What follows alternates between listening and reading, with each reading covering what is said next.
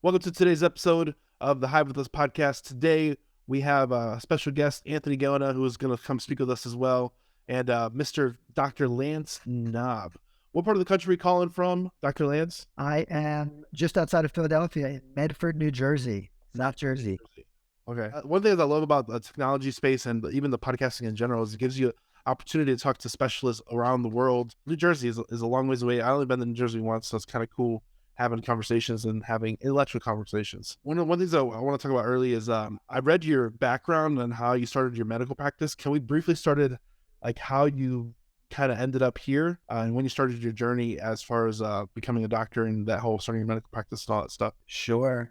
Yeah. Well, first of all, thanks for having me, guys. So excited to talk to you guys. You guys are impressive. Love the real estate software combination and everything you guys are doing. Yeah. As far as when started my entrepreneurial journey, my wife and I are both physical therapists. We were 1 year apart in our school. We actually met in Aberdeen, Scotland, lived and studied abroad. One of the best things I did, just totally opened my mind to the world and got to see so much. Highly recommend it. Started working for a couple of years. Didn't think I had an entrepreneurial bone in my body. Just wanted to really master my craft, and I did that. And I took every continuing ed and ed opportunity, got certified in everything, became a board certified orthopedic specialist, got my doctorate in physical therapy. Was really just working hard and just loving it all. And then I started to realize that I thought things could be better. There could be a better way that physical therapy and fitness could be uniquely brought together and combined. And if you were to look through the customer's best interest, started to do some research, started to read, started to study. A colleague of mine knew that I was, headed in this direction, and he introduced me to someone who had a boutique fitness center, who had a small space. And this gentleman actually wanted me to buy the fitness center called Everfit in Medford, New Jersey. I just wasn't ready for that. My wife and I weren't ready for that. So we ended up subletting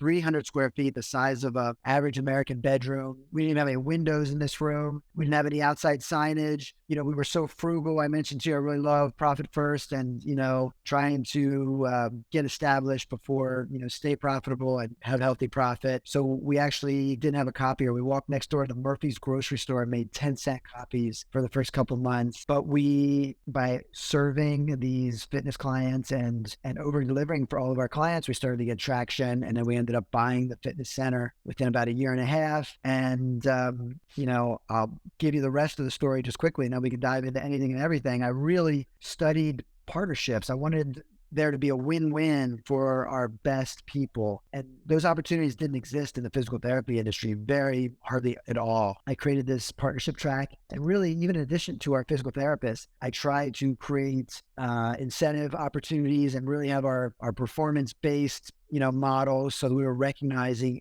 everybody on the team. They knew what success looked like. And, one of our partners, probably in like 2014, at a development plan meeting, I said, well, what are your short and long-term goals? And they said, well, I want to be the CEO. And I said, whoa, what am I going to do? Is what I thought. I took a deep breath and realized that this could be a great opportunity. So we continued to map out a development plan. And then in 2018, it came to fruition. I literally handed off the CEO hat of our first child, right, of a 5-location practice that was all of our savings. And, we had done some 401k and traditional investing, but really this was the great mass of our life savings and our life work, and handed that off and tried to figure out what the hell I was going to do next. Talked to a franchise broker, realized I was too entrepreneurial for that, and decided I wanted to help other entrepreneurs and pay it all forward.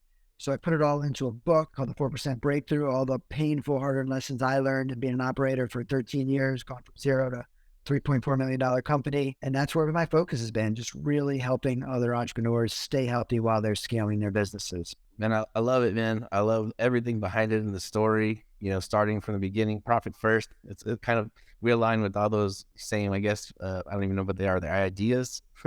I love it. So anybody that's building or has built any company at any level of success, we know that could take a serious toll on your body. So I love the model that you're pursuing, is how to take somebody from start to finish, not only in business, right, and in finance, but also in health. So I think that's what would differentiate you from a lot of people that are in our space.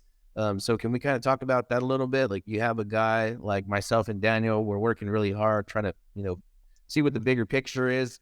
and automatically you put little time aside for yourself and for your own personal health, right? And now we've been working on that for the last year, Daniel and myself. But where does somebody start if they don't know where to begin? They've never been really been in a gym, never been into bodybuilding or counting calories or food partitioning. What's a good starting point for somebody? And can you talk a little bit about the progression of how that would work?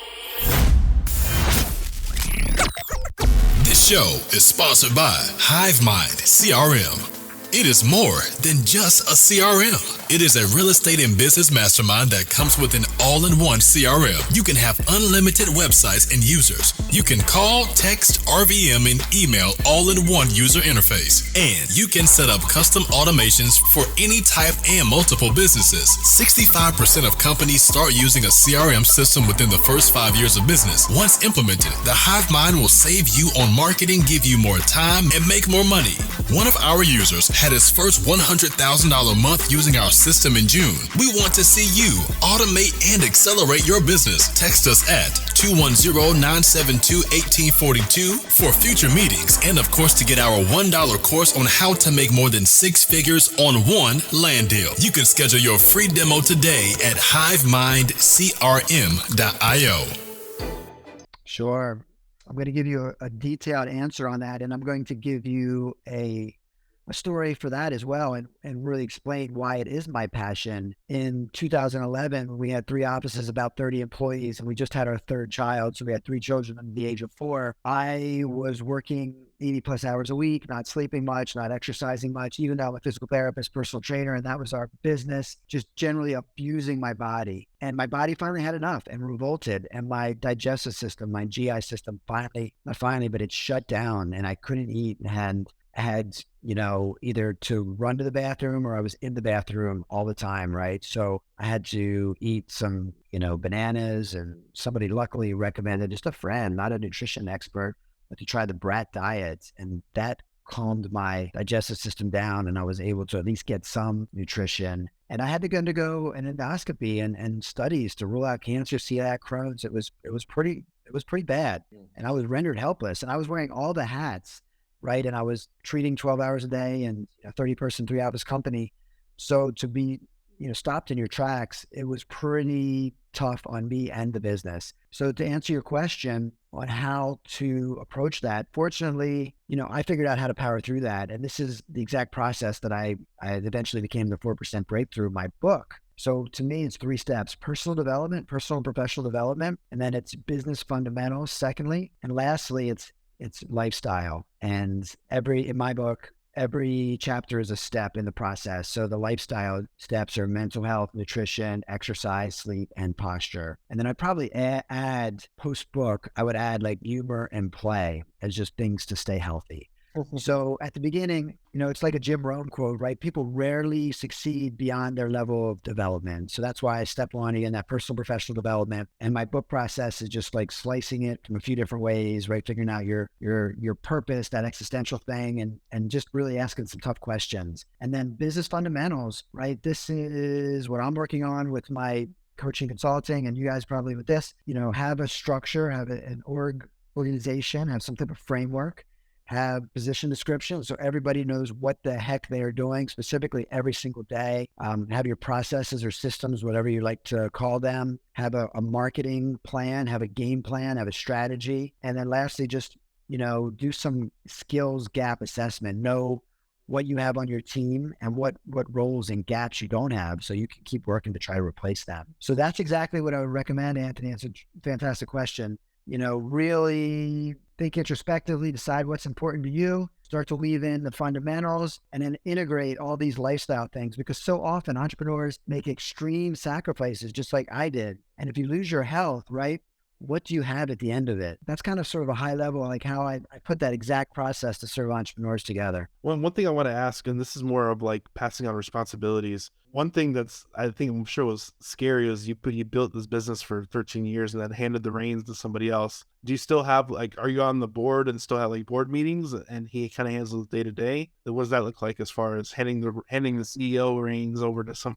not necessarily a stranger, but somebody new and you brought into the company? Yeah, great question. I think that I actually probably gave a little too much room initially, and partly because, again, I was trying to spread my wings and do all these exciting things, figure out, what I was going to do. People need support, but they also do need a little bit of accountability. So then we ended up doing what John Maxwell does, meeting monthly as like a really just regular check-in on both ways, support and accountability. And that was a nice rhythm for us. So I don't know if you know John Maxwell, leadership guru. But yeah, not that many people have done this. So humbly speaking, Gino Wickman, the author of Traction and EOS, if you're familiar with him, John Maxwell, obviously Jeff Bezos, Ray Dalio, one of the most famous investors. It took him like 35 years, I think, and he had to hand it off to 2 CEOs. Yeah, it's not easy to do to really develop somebody. And it would be scarier if you actually handed it off to somebody outside the company. We'd already been working together, right from this person was one of our interns, doctor of physical therapy intern. And then they came on as a physical therapist, then became a manager, and then director of operations. And so we were in the trenches together for many years. And my analogy with partnerships is that you really have to date before you get married, because once you become an equity partner with somebody, that is like marriage. And unfortunately, if it doesn't work, it's going to be like a divorce. It's going to be painful and expensive. The only one that's going to win is going to be the attorneys. Yeah. Well, one thing that we saw recently was having like an arbitration agreement that you're gonna do this in arbitration without lawyers, and I think it's one thing we got from recently talking to somebody about that is having like preset standards of how you're gonna handle disagreements or breakups, essentially. Yeah. Well, that's a great point. We had in our agreements arbitration, but we didn't have this without attorneys clause. And unfortunately, just FYI, once you get to arbitration, they're basically expecting some type of payment, right? And just offer all entrepreneurs listening, and for you guys, turn your antenna up for age and sex, like, sort of like the common opportunities where somebody could claim like age discrimination or sex discrimination or harassment or something like that, all those things. Because if you go to arbitration, it's almost assumed that the owner of the company, if it's an employee situation, is going to pay some money. So FYI, we thought we were really doing a genius thing, having this arbitration thing, but it limited it from maybe going to court, which it doesn't solve every problem, is my point. Okay. Yeah. stuff we learn on podcasts. And like I said, I love podcasts as a whole because, like I said, you've dealt with certain things that, like I said, it's one of those things where you hear things and you always like, it's a good note. That's awesome, man. Yeah, and you and I can talk more about that for sure. I'll give you a couple of specifics. Gotcha. No, I think it's and this is where, like, I think hiring internally, and it's good that you have that person inside that you can trust that was already doing the thing, that's kind of just handing them more responsibility, and they already understand where the business is going, so it's easy to pass the reins to that person directly because they've already been working next to you for so long, and they understand things that you think they already understand how you're gonna operate, and a decision you would make based off of that experience of working with you. Yeah, for sure. It is easier. However, when somebody is in the driver's seat, it is totally different. So you just don't know how they're going to go. And, just sort of speaking in extremes, I would recommend maintaining the majority ownership, right? So we really did, minority partnership where, you're still the majority owner, right? And you still have the ultimate decision-making power and control. Did you do that with all your partners? Because I remember reading your bio, you have like 5 different partners as far as doctor partners that help operate each location. Are they have minority ownership as well when they took over that portion of the business? Yeah. So my wife and I were partners in the business, and then we took on 3 physical therapists, doctors of physical therapy, as partners, and they weren't necessarily owners of every location. That's almost like a franchise model. Some people do that. They make like every new company like a new entity, right? It's almost like real estate. You guys might do that. Set up a new LLC for a certain property or whatever and have like an umbrella, holding company or something. But no, we brought them on into the overall pie of things so that everyone would be incentivized to grow the entire organization. Gotcha. Well, we recently saw that. I think it's Daniel sent me a quick video, and the gentleman was talking about he has a pretty large size business. I think it's a real estate company. He gave everybody in the organization, from the people working in the office, everybody a small percentage of all the deals. So that way, as we grow and we get better and more efficient, we're all reaping the rewards. And I think that business model is genius. Yeah, there's someone that was just in my clubhouse room this week, Doug. I remember his last name. I think it's McCarty, and he's done that twice now. He's had an 8-figure and a 9-figure exit in real estate, and he used what's called an ESOP, ESOP. So yeah, definitely some people have done that and mastered that, and I would definitely consider that for sure. And yeah, I mean, I've done it in a slightly different way. We had an LLC, and people came on as partners. But I guess the point is, I do think that creating extra layers of incentive and win with your team is really valuable and underutilized and, totally worth considering. Yeah, so we have a business model in real estate where we do the training, people go out, find deals, and then when they bring the deals back, we look at like what kind of incentives will keep those people bringing us more deals, whether it's on the lender side, right? So you have somebody with private capital parked in an IRA doing 3% or 4%, and we're like, man, we could take that money and just move it to a different account and get you 10% without any activity at all, right? So we're always looking for those money partners. So everybody plays a role in the organization, and depending on what they bring to the table, we said that we figure out how we can either add them onto the marketing department, or how do we get these people paid? Like, how do we reward them for doing the activities that benefit all of us? And yeah, we have a solid core team. I would say there's at least sub 20 people that are working on behalf of the company, with the company, and they're not even on payroll. These people are all on commission, and they're all doing the things that would make the company grow together, because we're all like, we just locked arms together. We have a bigger vision, and nobody is really like saying like, hey, what's in it for me? We have our head down, we're all working, we're all pulling in the same direction. And I've never seen anything like it for something to come together like that organically. So we're pretty excited about what we're putting together on our side. I love that. That's so impressive. And how did you guys, get to this point? It sounds like you have an incredible culture. What asset class? Is there an asset class you're specializing in or focusing on? So it's just software and real estate right now. And like I said, the only reason there's a software company is so that could acts as the glue for the real estate mastermind. So people find it because they think they need a piece of software. Maybe they're already interested in land, is what we specialize in. So people subscribe to the software so that they're kind of like in the circle with us and being able to learn from us and network with us. And, like I said, kind of provide value both ways. Maybe they need help with lead generation. Maybe they need help with negotiations. Maybe they need funding. So again, it's just that's why it's called hive mind. It's almost like an organism, right? It behaves like an organism, where everybody has something to contribute, and then also everybody needs help with something as well. So like I said, it is pretty organic the way that it's developed out. Yeah, there wasn't really no structure. Like, we didn't say, hey, this guy is going to be the master of marketing, so let's put him in the marketing department. Like I said, everybody's just kind of doing what they're really, really good at or interested in, and then we're all contributing to the overall big picture. I love that name. That's a great name. I can really visualize that. Now it's like a beehive with you guys all working together synergistically. That's beautiful. Dream come true, man. Like, from the branding, the name of the company, all the way to the way that it's behaving. It's like it's functioning the way that it's designed. Sometimes I feel like Dr. Frankenstein, like it's alive, like it actually worked. Where did you guys learn your lessons though to put this together? Because you don't just accidentally create this perfect model and culture the first time. I think through a lot of failure. I grew up in construction, right? And I was like kind of that guy that I had a car wash a couple of months, and then next thing you know, I had a construction business, and like, I'm trying to invest. I bought a commercial property and opened up a car dealership.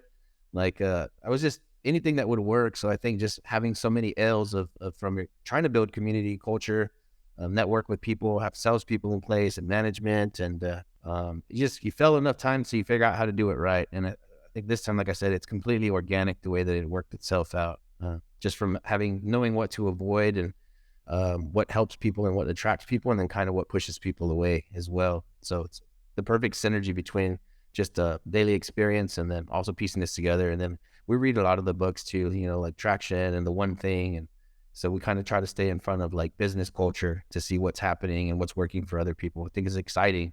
And then like we're every bit of like scientists, like we just keep running experiments, and 99% fail. And then you have that one that just seems to be a hit. And then we keep that. And then somebody else comes into the machine and they teach us something we didn't know 90 days ago. We immediately delete the inefficient way of doing it and adapt to the new way of doing it, like immediately, without even thinking about it. Just a quick pivot. Totally. I totally relate to that. Again, as a science trained person with my bachelor's in exercise science and my doctorate in physical therapy, did a lot of, we had to do a lot of scientific writing, through our process and training, and of course read research articles as far as providing evidence-based care. So that fifth grade science, project and scientific method that we all learned in elementary school, I love that both for, operating your business and for marketing planning, right? Just really having assumptions and an hypothesis, and then, running the test and seeing what's working and then making adjustments. I love it. I grew up, I got my first bodybuilding magazine when I was 12 years old. My uncle came home and Flex magazine, and Arnold Yeah. was on the cover like this. And I said, what the heck did that guy do? So I just started reading, and I started getting real like obsessed with just protein synthesis and like what hurts the body, what helps it, and what makes things break down. And when you are broken down, how do you repair it in a short amount of time? And I researched a lot about the not so good ways to do it, right? Like steroids, and then like also the correct way to do it, like, just eating enough protein and fat, kind of balancing that with carbohydrate. So I went down that rabbit hole, but same thing. It's like 40 years or, now 30 years of experimentation, right? Just in bodybuilding and science and medicine. And again, like putting your body through the ringer and then try to bring yourself back from the dead without hurting yourself. It is all in the name of science. I feel like even in the software world, in the real estate world, we're constantly running new campaigns and split testing. And like you said, that scientific method, it goes with you for the rest of your life and your business career. So I love on your side how you found that synergy and you apply it to business. Very rare does anybody do that. All the longevity research is really just popping with Peter Attia and all these, Andrew Huberman and all these guys. Even Tony Robbins jumped in and like started the business in that. And even Grant Cardone just partnered with a guy to get into the game. But Ray Dalio, who I mentioned in our pre-talk, had the largest venture capital company in the world. He really got into, computers and AI like years ago, and brought that in. So there's a few people that are just thought leaders that kind of combine some of these best practices. Yeah, I've been following a lot of those guys too. I actually got Life Force from Tony Robbins just recently, and I went down the rabbit hole of peptides. So I'm looking a lot at like some of the things they recommended, like stem cells and all that. I think ethically sourced stem cells. Anyway, I like that Tony kind of mentioned that. But also just peptides in general. Some of the new stuff that's coming out, like they can actively fix and correct things in the body without having to turn to chemical medicine, petroleum-based medicines. I love the idea that you can put a amino acid into your body and it stimulates the thymus gland to boost up your immune system, So now I'm down a whole new rabbit hole. But again, all the while trying to run my body just as hot as I could run it, but keep from damaging things and being conscientious of anti-aging, controlling sugar, having enough of the correct types of cholesterol, blood work. Like we're really doing the whole nine right now, Daniel and myself. Wow. And Daniel, Anthony's got you put in on all this health stuff as well? He's driving me down a lot of this stuff, and like I'm starting to get curious about it, but I'm very, very new to it, 100%. But it's one of those things where like us as entrepreneurs, we take on a lot heavier burden than a lot of other people. So you have to be conscientious of your mind, spirit, body altogether, because I feel like we're entrepreneurs are gluttons for punishment in their own way. Definitely. Yeah, you're right. Yeah, I've been doing a lot of blood work lately. Like I've probably done like 4 blood tests in the last 20 years. But just now, ever since reading Life Force, I'm like, I think I've had 4 blood tests this year, right? Just like every 3 months. So it's interesting to watch the way things change, like from your inflammation and all that other stuff based on your exercise and your diet. So yeah, I've just been really, really trying to dial it in right now. Yeah, me too. I just had lab work taken, 2 or 3 times in the last 6 months, which is way more than I've ever had. And even some extra markers, right? It's crazy for men. I would totally recommend for any men listening to get your baseline testosterone, because that's not going to be included on a standard panel. And then you won't really know as you get older, right? I'm 51 now, what your baseline was. So do that, know that, measure that. That's great advice. Yeah, man. So that's something that I'm getting my parents involved. I got my wife involved, right? To check like your T levels, estrogen levels. Yeah, we've been looking like at A1C, right? To see what's going on with inflammation in the body. We've been starting to look at more and more markers. So if you look at cholesterol even, right? Like it's just LDL versus HDL and nothing else. But if you look at your inflammatory markers, that kind of tells you a little bit more than just having, a low HDL and high LDL. So I'm really getting down to fine-tuning this stuff, where I feel like if you're not looking at your blood and fine-tuning, you're probably in big trouble already, based on everything that we're eating and being exposed to and carrying around little radiation devices. if you're not thinking about what's happening inside of your blood, I think you're off to a terrible start already, whether you know it or not. So that's why we're kind of like, I'm just telling everybody I know, that way in case 20 years from now, I see some of my friends I went to high school with now are getting very sick and starting to pass away. I'm like, Yeah. man, I wish somebody had told them what I know 20 years ago. So I feel like the same way that I feel like financial responsibility to teach people about real estate, I feel the same thing about like, your health responsibility. Like we should share this information more than we're currently doing it right now. We should be shouting it from the mountaintops. Totally. That's why I'm so passionate about, my cause of really, again, helping entrepreneurs stay healthy, because you're right. The entrepreneurs, just like you said, we tend to really overdo it and run in the red for extreme amounts of time. And it's just not sustainable, right? You will burn out. And there is another person that it's good to hear. There's starting to be more happening. There's a man named Richard C. Wilson who has the biggest family office in the United States. Family offices are kind of like financial planners for the ultra wealthy. And, probably like a single line that just sort of says it all, right? A person with their health has 1,000,000 goals.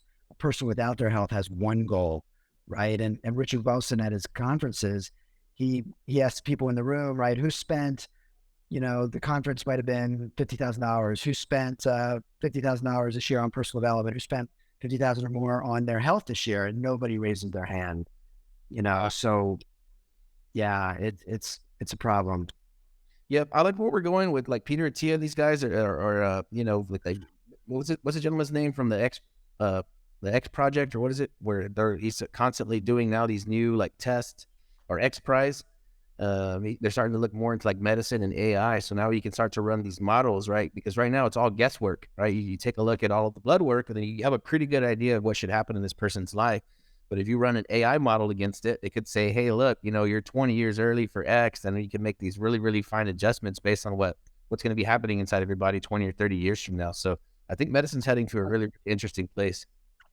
Yeah, that's not David Sinclair. He's a big longevity guy. He's at Harvard, but that's not him. Yeah, I'm familiar with Sinclair. Yeah, his work with metformin and NMN. I actually have some. Yeah, I have some NAD plus. Like it's a prescription grade. Yeah. Okay. Well, connecting to AI and everything, and again, rein me in if I'm off topic of where you guys want to be, what you want to focus on. But, Elon Musk's company, Neuralink, are you guys familiar with that? Yeah, I've been watching that for a while now. That's getting scary good. Yeah. And his first, uses are going to be brain injury, spinal cord injury, vision loss, hearing loss, right? So for people that don't know, it's like, in Elon's words, it's going to be like putting a Fitbit with two leads in your brain. So it'll be a brain-computer interface. So it'll be the first time now there'll be equal flow. Right now in our cell phones, we get very fast outflow, right? We can get messy, information quickly, but we're, very slow, of course, with our thumbs and fingers typing data in. So now when that's equal, it's going to be a whole new level. And of course, it's going to have, just like the internet, right? These amazing possibilities of fixing spinal cord injuries. But also, of course, we do have to be careful with, even Elon thinks we have to like regulate AI a little bit more so we don't turn into like Terminator scenarios. He kind of used the joke of like, how do we eliminate spam email? And the computers might be, well, the simplest answer is just like eliminating humans, That's what I always talk about, how like if the machine, right, deems you a bad person that like maybe shouldn't exist anymore, like it'll go to push button status where like they'll just delete you, right? Like if you're like a serial killer or something, the machine could just go boop and that guy doesn't exist anymore. So we're moving into some interesting times, and that's something that I think about a lot too. I love Elon, and I've been watching a lot of his companies for a while, but I'm a bit of a futurist myself, and I predicted that the cyborg, between becoming a human and a cyborg, the way to make it acceptable into society, right, so that the masses will adopt it, is by first fixing broken people, right? And that's the first thing they're talking about is, getting somebody to walk, getting somebody to see that's never had vision before. Do you know that, Daniel? No, I've never done that. Somebody that has never seen in their life will have vision now. That's insane. Yeah, so I knew that it was going to become easy to adopt into the masses because it was going to be, for the greater good. And so that's how people were going to be okay with getting like a robotic arm or a chip implant, because like it's helping everybody else. I kind of feel like Elon already installed it on himself because he's learning at a rate of acceleration that just doesn't make sense. Like you can't create that many brand new concepts for the rest of your life, can you? Yeah, it's amazing what he does. Yeah, and you're right. You know, it's crazy. I mean, how many companies is he CEO of Twitter still? Like, how many companies is he CEO of now? I think he did hand that off. So she's controlling Twitter for one, and personally handling his own account. He's running the boring company, right? They're drilling all these tunnels underneath LA, Vegas, all the way to New York. He's doing the robots. So you're gonna have Tesla, so you can have the cars, and you're gonna have like the home housekeeper robots for really, really cheap. So that's gonna get adopted quickly. Neuralink. He's just not stopping. I don't think he's gonna stop there either. So now SpaceX. Yeah, SpaceX. well, now where he's going is, for one, he's going to colonize Mars, right? That's the point of the biggest rocket he's building now. He needs to get all that debris into space so they can start moving it over there without having to re-enter the atmosphere a bunch of times. And then right now he's building the X app, right? So he's going to switch Twitter into the app that does everything, which is going to completely eliminate the need for all other payment systems, all other social media apps, all the technology that we're already addicted to, right, as a society. He's just going to make one app to fix all of it, to where you don't have to log into anything else, just his app. And you're like, well, how can he really do that? But if you think about it, he's already done it at scale, right? He's already the world's most powerful military with all the satellites that are swarming the earth. He has he beat all the solar companies, all the car companies. Like, he's already taking over everything. Wow. And, you know, you make a great point about how he's introducing it, because he plans to replicate the LASIK model, where it's just going to be like $3,000 to $5,000 out of pocket, and it'll be a computer that'll drill the hole in our skull, and also just put the lead into our brain, because the brain has very delicate, you know, vasculature, and you want to miss the blood vessels. So these leads will be very, you know, fine, very, like, you know, microscopically smaller than hairs. But yeah, so for $3,000 to $5,000, I mean, sign me up, man. I would definitely go for it, especially if I had a health problem, right? You know, I would. I've had some friends freak out. They're like, "You get it?" And I'm like, I kind of want to say no, but it's like, yeah, like, hey, you have this, you know, stage 8 cancer, and you're about to go like in 30 days, or we just put this thing and it reprograms that gene sequence, and you don't have to die anymore. Like, dang, you know, those are my options, right? So yeah, we're leading into a very, very interesting place, and maybe I'm just overly optimistic, but I think I'm thinking the AI is going to be like the that scenario where we all live in peace, because it would only make sense. I don't know what the benefit would be to a machine to just destroy human life for no reason. It kind of doesn't seem like what was built with like that programming. It's not in us as humans, so I don't know how the machine would adopt it. You know, even us, if it's a bug in our house, we try to throw it out before we smash it, right? And I kind of feel like that sympathy with AI, that they're not going to just want to press the button and get rid of us for no reason. Like, we're kind of cute if you think about it. It depends how scary that bug is. I know my kids, man, if it's a spider, that thing is history, you know? Yeah, and if it's being aggressive, like a bee that's like a wasp going crazy in the kitchen, it is what it is. But like, I think maybe the majority of humans aren't like that, right? Where we need to be extinguished. So yeah, man, I kind of like where it's headed. I think it's exciting. Like I said, I think it's going to help with everything. Not only like people are using Chat GPT in business, but I feel like now we're going to start to be able to implement things like that for health. So I'm really excited for what's around the corner. Yeah, just this week, more and more people have talked to me about, you know, AI and ChatGPT and all the other, you know, variations, and how they're integrating with their business. Somebody 2 weeks ago, very bright guy, an academic man who helps professionals merge into like a online, you know, an online store. And he's using VIDYO, video.ai. He gives it a long, and it just slices it up into shorts for him. He said he's been using it for a little while now. So I sent that to Anthony like last week. Nice. And this is where like I think we both try and keep our finger on the pulse, because I think this is one of the things where like companies, if they don't adapt, they die. And I think there's Totally. It's that scientific method, right? You've got to constantly be paying attention, and the market conditions tie into that. Yeah, if you're not improving, you will die very fast. So it's one of those things where like I try and keep my ear to the ground just to hear if anything comes up, because I think anything that gives you the upper hand, even like I struggle with copy, and I use copy on our new website that we just created. I cheated a little bit, but it's one of those things where like it gives you the upper hand to where you might be stuck on being creative, and it can help solve that problem instantly. where it so helps your creativity problem. So I think there's a lot of benefits that come with it, but it's kind of scary what it knows.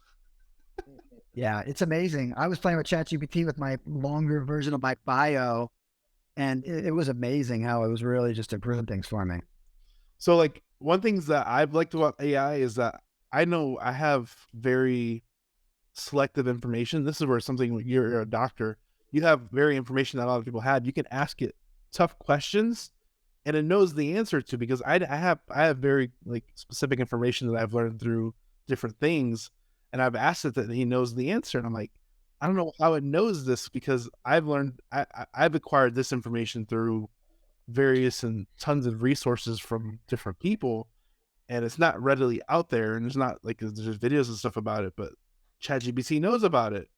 And like you have to know what to ask it for it to know what to respond. So it's not like you can ask, what did Daniel ask that he knows? Well, here's an opportunity for you guys. Somebody last night is using the paid version of ChatGPT, which I'm going to try. It sounds like it makes sense for $20. I guess the fourth version. But the data is only up to 2021. Like new data is not getting entered. So if there's not a solution for that, that's going to be a problem soon. Yeah, and like I said, I think the biggest thing with AI is that you don't know what you don't know, so you don't know what questions to ask. You don't know the information to ask if you don't even know what to even look for. So I think the beginning conversation of all this is know what questions to ask, that we can get the right information, even if it comes from AI. That way, you at least know what direction you want to go to. Because I think if you don't know what to ask, you're kind of stuck. Maybe we need to use GPT to write a bio about us and say that we're the biggest and best land investors on the planet, and then just start to release a bunch of content about that. That way, when somebody asks ChatGPT, like, who can I learn land from? It's me. Teach it things that you wanted to say to other people. I don't know. Can we do that? Can we manipulate it? If you start to produce a lot of content around you being the number one top guy, I think it would see that. They would see it out there. Yeah, it's just pulling data from the world, right, Anthony? Yeah, you're onto something there. I don't know anything about it. I've never even logged into it or anything. Daniel's the one that's been messing with it, and I just trust that he's crushing it on his side, because you give any one of us a new concept or an idea that we're going to implement, and then we'll just straight rabbit hole for 10 days straight until we become really good at it. And then we implement it immediately. Yeah, that's so good. No, you definitely have to take 10 minutes and just try it. Just, set it up and ask it a couple questions. You're going to love it. It's outrageous. That's awesome. Hey, if we can kind of pivot a little bit here. Talk to me about your training and your program and how that works. What does somebody get? What's the cost involved? Like, how can somebody sign up with you? What are they going to get in return? And who is your target? Sure. Who's that person that's stuck? Who's your avatar? Yeah, who's your avatar? Yeah.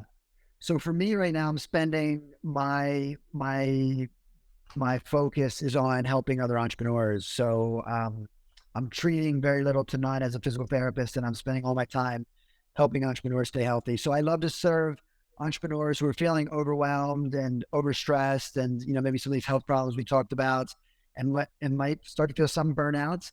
And I especially love to help 6-figure entrepreneurs that want to get to 7 figures. Only 4% of companies get to that $1 million mark, that 7-figure mark. So, I've been lucky enough to get there, and love to help those people. And what I've learned is 90% of small business owners and entrepreneurs don't have a plan in place. And I was very fortunate to have a great mentor who taught me the traditional marketing business planning process. And as I started in 2018 helping more people, I realized that most entrepreneurs, right, only the 96% that don't have it, they also aren't going to sit down. And if I said to you guys, hey guys, listen, we need to do a plan. Can we spend 160 hours, 120 hours doing it? And you guys would look at me like I had 3 heads. So I was like, damn, the only way I can really start to help people is to boil that down. So I boiled it down into, a fast and functional process, like 2 hours. And the only thing I added to that was a personal mission. So knowing somebody's cause, their reason, their why, what their priorities are in their life, so they can make sure they identify that and look through that lens first, right? So they stay healthy, they don't get divorced, they don't have terrible relationships with their kids, all these things that if you don't do that first, and then we go through the company mission and then the vision for the entrepreneur and the companies. And this is fun work. There's nothing I like more and nothing entrepreneurs really like more when they start to do the vision, the dreaming, what the end goal of the finished product looks like. And then we start to boil it down to a 1-year plan. So who is their ideal client, just like you guys just asked me. And then we toggle back and forth between strategy and objectives. So strategy, how you're going to do it. Objectives being, okay, 2023, I want to hit $1 million in revenue, or I want to have, one new client each month, whatever the numbers are, one new land deal, one new property a week, whatever all the key metrics are. And then the last step before we jump to actions is critical success factors. What are the critical items that absolutely have to happen to be successful, or what things, if we don't tackle, will fail? And then you look through each one of those lenses, and then and only then do you start to, define your actions, because that's one of the most common mistakes, jumping straight to actions, especially like really hard charging and sales driven entrepreneurs. They want to go straight to action, but they're not standing on the mountaintop for a little bit, man, because if you run down into the armies, the heart of their troops, right, you're going to die, you're going to lose. But you do have to do a little bit of strategic work every year. And then you have to weave this annual plan, which we're talking about, into, a day, a week, and a month. But it doesn't have to be crazy. You don't have to spend 6 hours a day doing, your strategic work. It could probably be less than 10% of your time. So that's what I just walk you through, is like my Jolt, fast and functional strategy, process. And I do that with people. I refuse to help any entrepreneurs before I've looked into their heart and know what their North Star is, know what their vision is. So that's always step one. And then I've got coaching options where I help people either, one-on-one, where we get together twice a month, 99% of the time virtually. And, I've got some group coaching, some masterminds that we run over 12 weeks, probably going to convert that into like an ongoing plan. And, definitely for pricing, I don't know, we'll keep this evergreen, but, I'm very focused on return on investment. So, I want to make sure entrepreneurs are getting outrageous value, and they're getting a 3 to 5x ROI on profit. Because a lot of times consultants and marketing people, let's just say somebody was trying to sell me in my physical therapy company a laser. Let's just say it cost $1,000, and national numbers of physical therapy, the average patient is worth $1,000. The profit margins are like 10%, right? So if there was $100 profit on an average patient, somebody sold me a laser. What people would say, that laser company would say, well, your next patient, you generate $1,000, therefore you broke even. Anything beyond that's profit. But that's not true, right? You guys know enough about business that I'm going to be cash flow negative unless I get 10 people if the margins are the same, because of 10% margins. So I need 10 average patients to get that $1,000 in profit to cover that laser. So, very focused on making sure that there's cash flow, profit-based, return for people. Yeah, it's amazing, man. Yeah, I love it. Like I said, I am that ready, fire, aim guy. So like having mentors and coaches in place that can kind of tell you like, hey, maybe you should at least look at these 5 items before you fire, aim, right? Yeah, that's cool, man. I really love it. So is it like modules, or is this more like one-on-one coaching, like on Zoom, or do they watch these 20 videos to kind of outline what they're going to be doing? Yeah, I probably need to establish. I've got a PDF of this, Jolt process, which I'll share with everyone. Everyone can access that at denaliconsultingteam.com/strategy. And, that's to see this framework, but I should probably put it into videos to help people as an extra layer. But for anyone who's, willing to put the work in and brave enough to roll up their sleeves and just take their first cut of that and email me, that I will absolutely, do a complimentary strategy call with you and help fill in the gaps and work through some things on your plan, your strategy. And the private coaching, we're doing it, virtually. I have one client who's 80, he had an insurance company he just sold, and he's got a swim club and day camp, and now he's done event planning.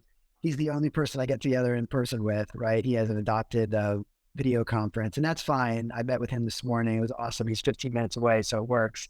But yeah, the power of virtual. But I do think I want to meet everybody that I work with and support. And I think kind of like Marcus Lemonis on The Profit, going to location and stepping into their business is really, can be a win-win and valuable. So I want to do more of that with more of the people I serve. Wow, you're going to fly out to their location and see how they run their operation? Yeah, I think that'll be like a higher tier of offering. Yeah. Have you guys ever watched Marcus Lemonis on The Profit? No, I haven't seen it. I haven't watched TV in years, but I know those shows where they show up and they kind of restructure it. Yeah. And I like it. It's smart. I would say if you're going to do that, I would definitely have a cameraman in tow so you can capture all that content and then cut it up like some of the stuff. We'll send you a video of a recent deal that we did. And wow, I love that. We had 3 cameramen on site and we got some amazing A+ videos out of it. It looks like a TV show is what it looks like. That was fun. Oh my gosh. That's so good. Great idea. I'm going to check that out. Which show should I watch? Which deal is this called? For everybody here watching this, we'll release it soon. But okay, Dr. Lance Knaub gets a preview. Okay, I can't wait. I love it. Send it as soon as this is over. That's pretty cool. Yeah, we're gonna do a big launch, and so we had the camera people. For one, it's like a professional company though. To run your media, it's like $10,000 a month. So we hired them to come out. We did a 1-day shoot of 350 acres that we did a subdivide. So we broke it down into smaller ranchettes and then we sold those off live. And yeah, it was a fun day. So we'll send it to you just to kind of like document what we did that day. Yeah, I think you'll really enjoy it. Oh man, I can't wait to see it. Nice job. I love that. And thanks for the idea. That's genius. Yeah, and this is where our marketer's brain comes on, is that we document everything just because, one, entertainment purposes, but it provides proof of concept. It might be for capital investors. It might be for students. Like, it works for all different sides of it. But main course is entertainment. It's just entertainment. You're right. Even if you've got the best content, right? People need to be entertained as well. It can't be boring. 100%. And I think it's the driven revenue of all content. And even with this, if you're listening to this is for content being produced. It'll be split up and cut up on different platforms, and it will be posted multiple times over and over again for the next 5 to 10 years. It's evergreen, like you said. You have an evergreen offer, and that's where it comes down to where, like, we value your time enough to reproduce and post this content over and over again. Well, I appreciate you guys having me on, and I love all that. So yeah, I know we've been all over the place, but it kind of, I guess, leads into your tech and expertise. Yeah, tell me where you want to guide me. I know I could go down any rabbit hole, right, with you guys. I love it. What is a quote that is yours or somebody else's that you resonate with? The top of mind thing kind of ties into what some of the things you mentioned earlier, like lead generation being a common problem. That's the problem that I hear the most. And I guess my quote on that topic is operations equals marketing, because so often people just want like a simple answer to new clients. But if they haven't built the machine to be good enough to serve all those clients, they're not going to last. They're not going to stay with you. So really, if you build the best mousetrap, right, people are going to rave about that. They're going to tell other people, they're going to refer people, and then you're going to grow. But in the words of like one of my mentors, John Lee Dumas from Entrepreneurs on Fire podcast, he's like, be better, not bigger. Yeah, that's the first one that comes to mind. I love that. That's freaking amazing. That's really good. Yeah, don't worry about getting bigger. Just get better at what you're already doing. Yeah. That's good, man. Well, we appreciate your time. I think we're ending here, man. I think we covered from A to Z a plethora of topics. This is a good conversation for sure. I think people got more than their money's worth on this one. Yeah. Okay, and dude, I love to hear it. Yeah, well, I can't thank you guys enough, and I love all that pioneering and innovative work you guys are doing in real estate and tech, and bringing it together with the software to make it easy for people. I'm excited to check that out myself. Well, we're happy to help you. We'll make something happen. But for everybody here, if you enjoyed this episode, please go check out Dr. Lance Knaub's DenaliConsultingTeam.com. Please go like, share, subscribe, do all the things you know how to do, and we will see you on the next episode. Thanks, guys. We'll see you next time. Thank you for your time. Thanks, Anthony, for coming on, and we'll see you next time, guys. Thanks for watching this YouTube video. We hope you found value. Please like, subscribe, and hit the bell to watch more videos just like this one.